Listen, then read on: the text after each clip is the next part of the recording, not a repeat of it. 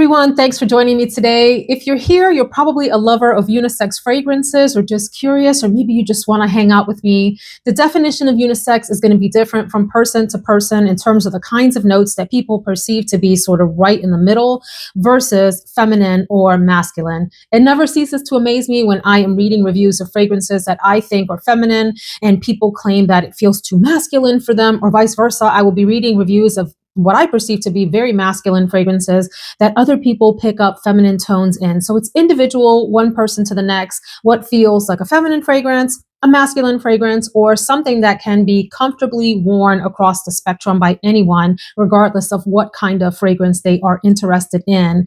I am bringing you 10 unisex fragrances by my definition, according to this nose here, that I also think are really fabulous for this time of year as we go deeper into the fall season. Many of these will hold up very well in the winter as well. And then I have one honorable mention that I'll save to the end that I think deserves a shout out here in this video, even though it is not specific to this season. Before we get started, leave us down in the comments if you are someone who enjoys unisex fragrances, and if so, what is your top recommendation or maybe top 2 recommendations? I'll start off with 2 that I think are most directly unisex, meaning there are both feminine and masculine tones in the fragrance, maybe balanced nicely. You've heard me rave about the first one, and this is from Mizensir, and it's Ambre Magique, which for me is very much an amber and vanilla fragrance, more heavily than anything else.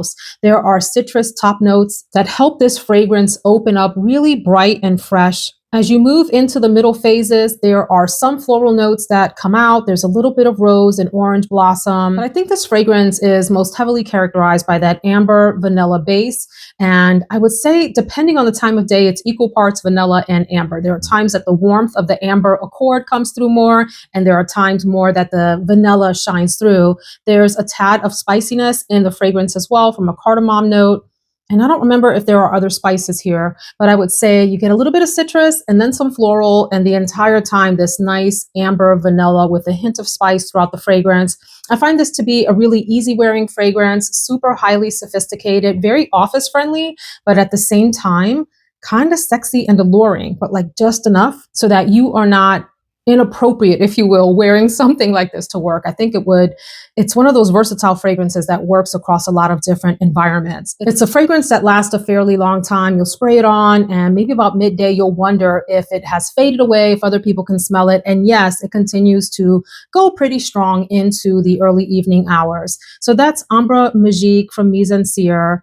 This is a line by the perfumer Alberto Marias. It's his line, and one of my top picks. I'll be linking all of the fragrances down below in case you are interested in shopping for the fragrance and or decants of them or samples or whatever, or you can just Google them on your own if that is your pleasure. I'm really enjoying the next fragrance, and this is from Memo. It is called Sherwood. It is primarily a sandalwood fragrance. That's how I would characterize this. That sandalwood also has accompaniments of musk, a little bit of powderiness. There is some pepperiness in the fragrance as well that gives it some spiciness. And I think it's the pepper for me that leans the most masculine of all of the notes in the fragrance. There are also some slight florals in the middle. It is very sort of creamy with dry edges, if that makes sense. And I like it. It's an enveloping, great fragrance for fall time, really easy wearing, sophisticated as well. This has sort of an air of elegance, like easygoing elegance to it that I think is fantastic for this time of year. Easily a white t-shirt and jeans fragrance, or something that you can dress up, a fragrance that is great for dressing up also, particularly if you are a lover of sandalwood and enjoy musky tones and powdery tones as well. Quite delightful, super easygoing, as I said, very, very unisex and like non-offensive to anyone. Sherwood. From the house of Veronique Gabai, I will feature next Sexy Garrigue, and it is a sexy fragrance. This fragrance is primarily characterized by amber, woodiness, and there's this nice there's a dirty patchouli, but it's a sexy dirty patchouli here. The perfumer describes this as being characteristic of a forest. I believe the word Garrigue means forest, Mediterranean forest. And I love that there are equal parts, almost like wet earth and carnal tones in here. There's a labdanum note, which sometimes can give you some leathery facets. But the amber in the fragrance is one of the main stars. It's like grounded. The whole fragrance is grounded in this sort of sticky, deep amber. It's very similar to me to the amber that is in Grand Soir from Maison Francis Kurkdjian. This is a departure from that in that it has that lovely patchouli nature to it. And it has a very distinct, almost clean woodiness. You get the clean woodiness counterbalanced by a slightly dirty patchouli. And it makes this fragrance sensual, slightly carnal. And yes, I can totally get how this is reminiscent of some of the scents that come from the forest, if you will. Highly unisex with maybe some masculine touches that are prominent. I think the amber in this makes this highly wearable by ladies as well, and unisex in nature. The fragrance is moderate to long lasting, and it's got a nice little scent bubble. My husband loves this on me, and I love the way it smells on him as well. Really good. Sexy Garrigue. This one maybe should be in a masculine fragrance category, but I find it so wearable for me, and I really enjoy it. I think it is absolutely beautiful. Andrea Maack Supernova. So the fragrance here has a base of a cedarwood note, and I love the cleanliness and the linear nature of cedarwood. It's a really sort of sophisticated woody note for me. There's oud in the fragrance that just sort of wafts through. It's like a ribbon that holds the fragrance together. There's some spices in the fragrance. There's saffron. There's some leatheriness. And I think this is really, really fantastic for this time of year. In fact, I would say this is more reminiscent of like the woods, than sexy Garrigue, which is more carnal, maybe a little bit in nature than it is the woods. This one is more the woods for me with some spices to it. I feel like the woodiness in this fragrance really blooms on skin and becomes almost even a little bit sweet, making it a unisex scent for me. It opens kind of masculine. It opens like you might expect a traditional men's marketed fragrance to open. But when it settles down and meshes with your skin chemistry, the woody aspects of this sort of just meld with your skin, if you will. They kind of become one. The spicy notes are really fun in here. Cinnamon and cardamom are the main spicy notes. Even though it's not listed, I wonder if there's maybe even a little bit of pepper in here. There are some aromatic tones way in the background for me for this fragrance that come out more in the mid and in the dry down. But I would characterize this as almost like a spicy, woody fragrance that really just sings on skin. And I think it's beautiful. It's long lasting. It smells really great in the air. It's one that I get complimented on when I wear it here in this house, this picky house of people here. They like it. They like it on me. So that is Supernova. Maybe one of the more mysterious fragrances in my collection. In fact, every time I smell this, I feel like I'm getting to know it all over again. And it's challenging to describe, but I love it each time that I try it. I've worn it several times and I've tested it probably a good handful of times on top of that. This is Baniyas from Widian in this beautiful sort of cherry colored bottle here. The reason that this fragrance is challenging to describe is because I pick up something sweet in the fragrance that feels feminine to me, but when I look at the note structure, I cannot determine what might be giving me that sort of sweetness in this fragrance, but it's distinct to me, and it makes this such a nicely balanced fragrance. It's almost like the air from a fruit bowl, a bowl that has a lot of berries in it. So blackberries and raspberries and maybe even cherries. And there's sort of this lingering air above it. And you're just getting like a waft of that. That smells like the sweetness in this fragrance to me. I also pick up very, very slight, like a sweet citrus with a tiny bit of greenness. And then behind that, there's this lovely woodiness, a sandalwood note that I think is fantastic. And I feel like it is a very grounding fragrance. There's something slightly, like ever so slightly earthy about it. There's a patchouli note, and maybe that is what's giving it that, but I don't feel like I smell patchouli. I feel like I smell something that is grounded, like feet on the ground. I'm a Capricorn. I'm not into the whole horoscope thing, but Capricorns are known to be like earthly signs, earth signs, and grounded, like your feet planted on the ground kind of thing. There's something like reminiscent of that in this fragrance for me that I think is just beautiful, but at the same time, it has this luxurious, soft femininity from that sort of berry note that isn't listed, but that I distinctly pick up. And I think it has a lot of mystery and intrigue to it and is wonderful. It lasts forever. A few sprays will take you through the whole day, and it's got some nice projection. So really, really beautiful fragrance. Definitely one worth trying, and I would say try it first. In fact, I would say that with most of the Widian fragrances, because it has the ones that come in this kind of bottle, both the red and the black ones, they have a certain kind of DNA, and in the gold bottles too, because I have like Sahara from the house. I have the entire line that comes like this, the cherry line, and I have, I think, 3 or 4 from the black collection at this point. They all have this mysterious kind of DNA that people are going to love and go bananas over, or they're not going to understand what they're smelling and they are going to be put off by it. But I just think it's so fantastic. Luxurious house, pricey, so definitely try first if you're concerned about line buying these fragrances. But I can't recommend this one enough, Baniyas. Maybe, perhaps my favorite from today's lineup in terms of being a unisex scent that is a complete knockout. This is my top choice, I think, even though all of these are beautiful. I can't say a whole lot about this next fragrance because I have tested it but have not done a full day wear. I couldn't help but mention it though because it is quite beautiful on testing, and I know it's known to be pretty unisex. And this is from Gritti, and this is Rialto, which is newer to my collection and sitting on my fragrance tray for the next 4 to 6 weeks. If you haven't caught that video, it is, I think, episode 4 of the tray creation, and I'll link it below. And here is what the thumbnail looks like for that. So this is another pretty pricey fragrance, so I would definitely say try it first, particularly if saffron notes and oud notes are a little bit off-putting for you, or when you smell fragrances that have saffron and oud, you're like, whoa, that is way too heavy and masculine for me. This is a pretty heavy, like a chunky, dense, robust kind of fragrance. That's how I would describe this. It definitely has an oud note here that I think is noticeable. So for those of you that are afraid of oud, you want to skip this one. For those of you that are not afraid and enjoy oud fragrances, this is probably one of the best that I have smelled recently, at least on testing. Again, I haven't done a full wear, so I can't speak to that. Just, testing here and there on skin. The other main features here, there's saffron. So when you think of saffron, at least for me, I have a saffron candle. This is a saffron candle that I purchased because it's orange. And so I'm giving y'all straight October fall pumpkin today, friends, from the from the nail polish to this. I even tried to put some orange eyeshadow on, although that part didn't work well. I got an orange candle going on here for y'all. Anyway, we ain't here to talk about the orange. There's a saffron note in the fragrance. And saffron for me is an airy spice note. So it's considered a spicy note, but it also comes across very often to me as a light leatheriness in fragrances. Almost every time that there's saffron in a fragrance, I pick up, at least my nose interprets it as a very sort of soft, subtle, airy leatheriness that I particularly like. I do like leather in fragrances.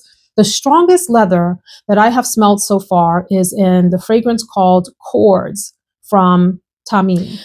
That is a super strong leather, like almost overpowering. My husband owns a bottle of that now and it smells amazing on him. This is nothing like that. The saffron in here is very soft and easygoing and very sort of round and light and airy and fluffy. And the other main feature of this is a mango note, and there's other tropical fruit notes in here as well. And the mango is very subdued. So I wouldn't call this a mango fragrance. I would say that the mango and tropical notes add a level of feminine sweetness to this fragrance that I think is a nice sort of counterbalance to the heaviness of the oud and the slight leatheriness of the saffron. In the base, you also have amber and you have white musk. The musk is very sort of pale to me. I would primarily call this an oud, saffron, and light, sweet tropical note fragrance. And I'm looking forward to wearing this and telling you more about how it wears on skin. I know a number of you have this fragrance out there. Please drop in the comments what your experience is like with this and how you would describe this. But really beautiful. Love these velvet bottles from Gritti. Excuse all of my fingerprints on this reflective top here. I'm enjoying exploring this house more. Duchessa from this house is amazing too. I could have had this in this video, although Duchessa for me does come across more feminine because of that beautiful cherry in there. This one, I think the mango and the tropical fruit notes are subdued enough that this could be a pretty unisex scent.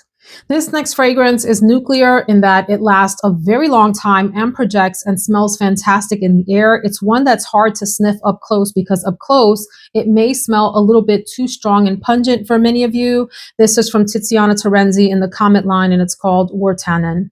So I was attracted to this fragrance because it has a caramel note in the structure, and I was curious to see how that would play against the oud notes that are here. For me, this is primarily a woody fragrance with a little bit of airiness. In fact, I'm looking at the notes here and I don't see saffron listed, but I would say that Rialto and Wirtanen have almost like very similar bases to them. And the things that linger on top are different among them. So while you have the mango and tropical fruit note background here, in this fragrance, there is, at least in the opening and in the mid, a distinct pepperiness. If you like pepperiness, this opening is going to really do it for you. There's several different types of oud in the fragrance that are highly alluring and sophisticated and read so well in the air. I mean, when I wear this and I walk downstairs, my husband and my kids are like, "What is that?" If they smell me up close, when I first spray this on, it's a bit much. It's one of those that in the air projects so well. As this starts to calm down and blossom on your skin is when you get a little bit more of the caramel nuance. And then there's a vanilla note that starts to play too. So it's, I would say, fairly masculine in the opening. And then as it settles and blooms, blossoms on you, melds with your skin chemistry, warms up on your skin, some of the more feminine aspects of this fragrance come out to play quite nicely. I think you get that sort of light pepperiness throughout. The peppers pronounced in the opening and then sort of calms down and takes a side role, if you will, in the fragrance.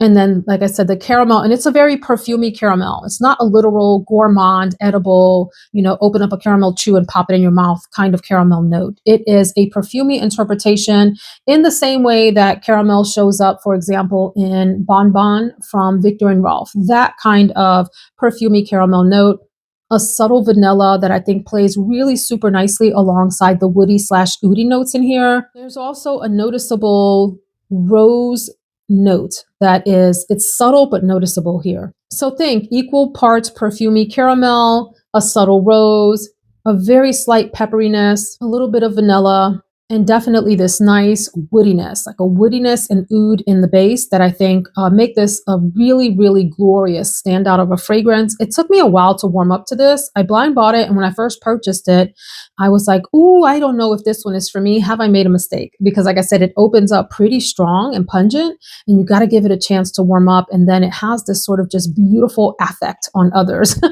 like a Pied Piper type of fragrance where people smell it in the air and they want to come closer to you. So that is Wirtanen by Tiziana Terenzi. Beautiful. The next one is, I would say, maybe one of the most sophisticated patchouli forward fragrances that I have in my collection. It is neither the dirty, earthy, like wet dirt kind of patchouli that people dislike, and it's also not the chocolatey type. It is just this really luxurious, perfumey kind of patchouli that I think is super tolerable, and it's Patchouli Aromatique from the Maison Lancome line, which I understand to be discontinued. At least it's not being marketed in the States, although you can still find this on discount sites if you are a US shopper. I don't know if you can find this abroad. I haven't scoured the markets abroad. I love that this fragrance has benzoin in the base, which can give off this sort of vanilla and wood and musky tone to it that gives this some nice femininity. It also has aromatic notes in it. It's clary sage that is the note that is featured, although if I didn't know that, I would say it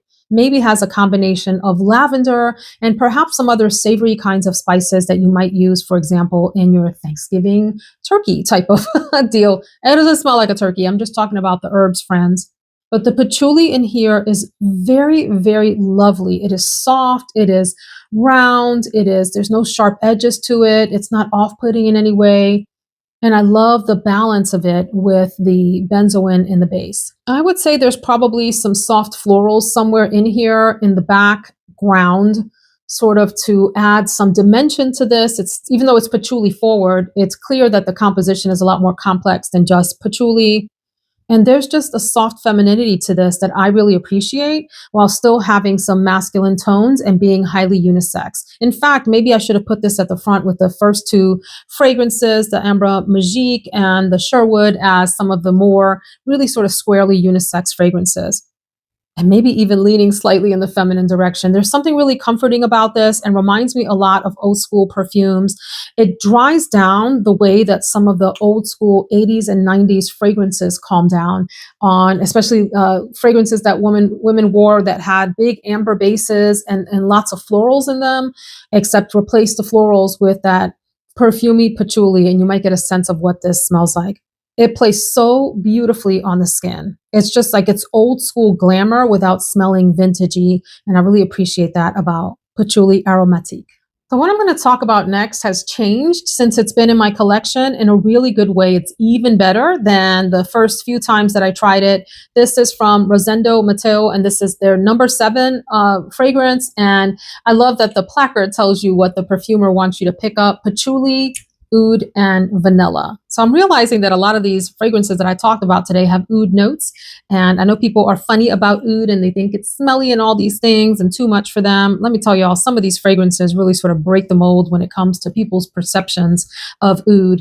And I will say, although there is patchouli in this fragrance, again, for those of you that are intimidated by those notes, give this one a try. This is another highly unisex fragrance that, again, if I had thought about it more, maybe I would have put it at the top of the video as squarely unisex, because it has sort of equal parts femininity and masculinity. And I think on some occasions, maybe it's even more masculine because it can feel like a heavily vanillic fragrance. And so I would say vanilla is one of the prominent notes here.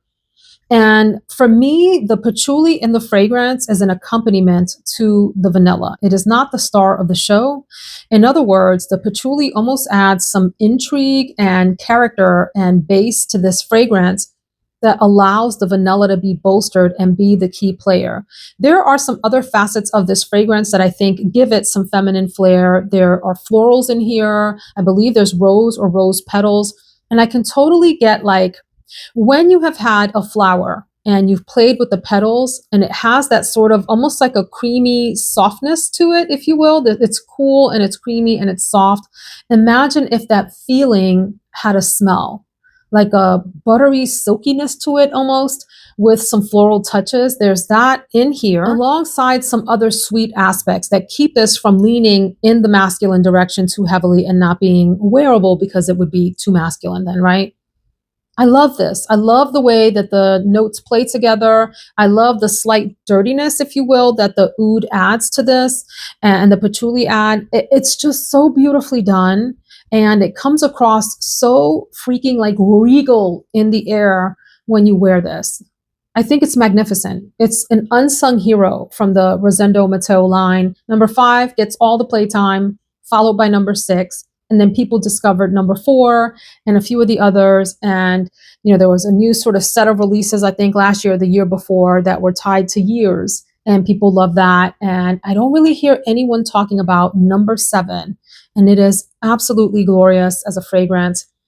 Deep, rich, luxe, opulent.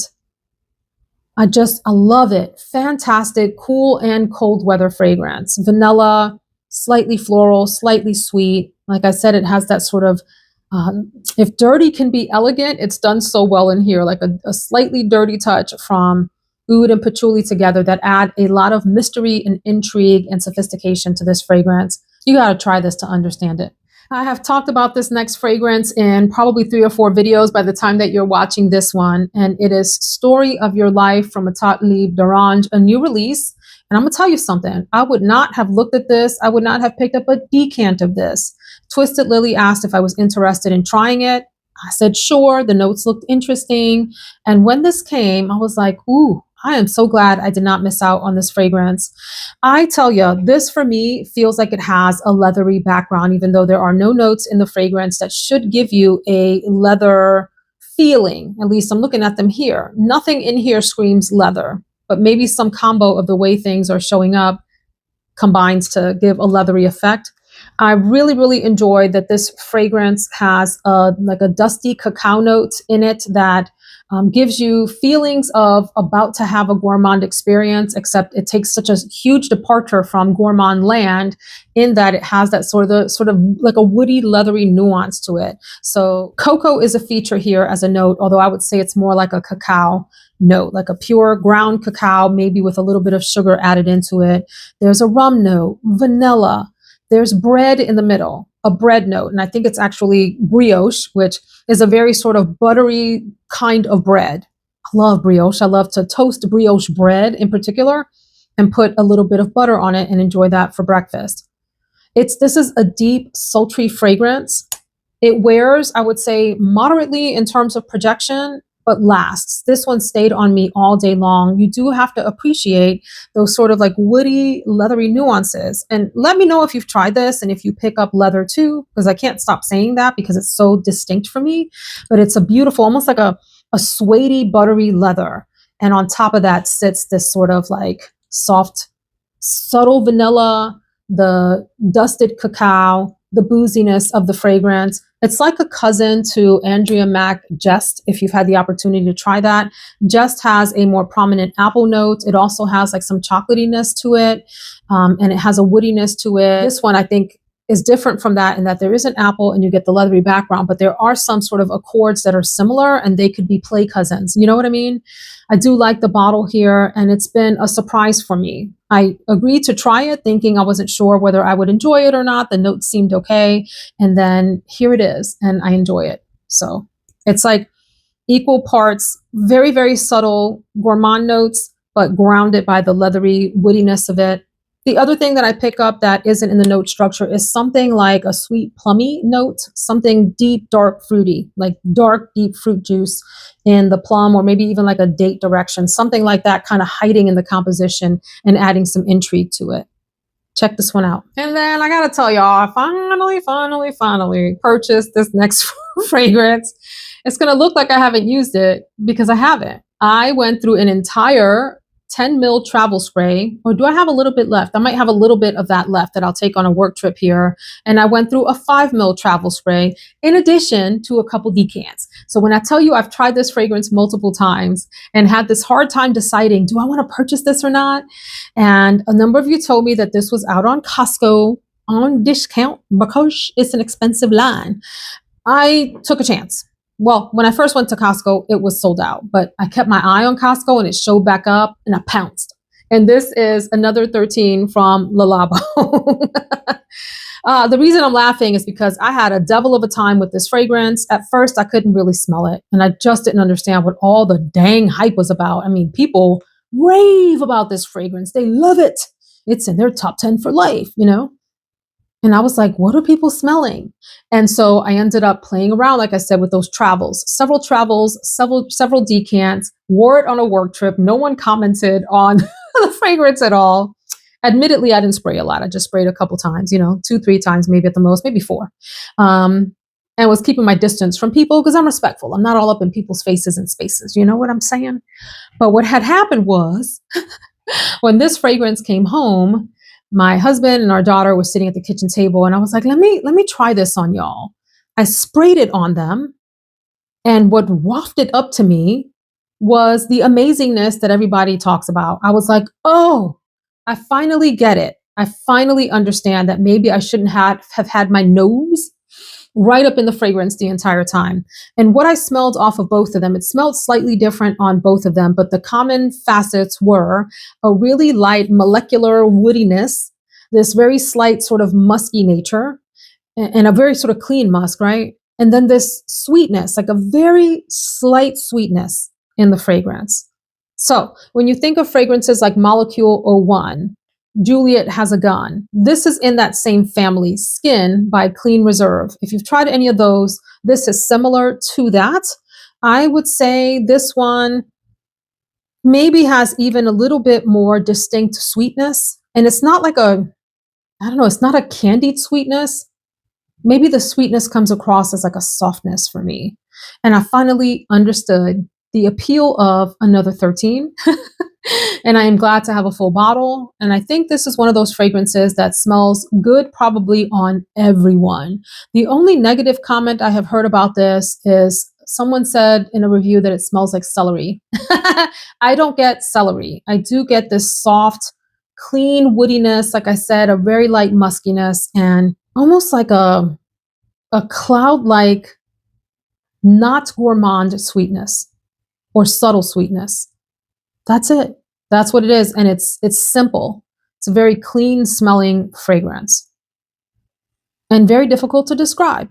So thank you to those of you that kept urging me to retry it. And for those of you that said that it was out on Costco on discount, I think I picked this up at like $220-ish when it is normally well over $300. So that was a significant discount. And I'm probably going to decant this and take this on my work trip again, because now I'm convinced that if other people smell on me what it smelled like on my husband or my daughter, either one, because they both smell great, I want to smell like that during my work situations. So there we go. Let me know what you think about this lineup today. Are there other unisex scents that you would tell people to try out that are great for this season? I tried to make this seasonally specific with the example of Another 13, which I just wanted to chat with y'all about, that I finally came around to understanding that fragrance and adding it to my collection. Thank you so much for hanging out with me. I appreciate you. I'll see you in the next video. Take care.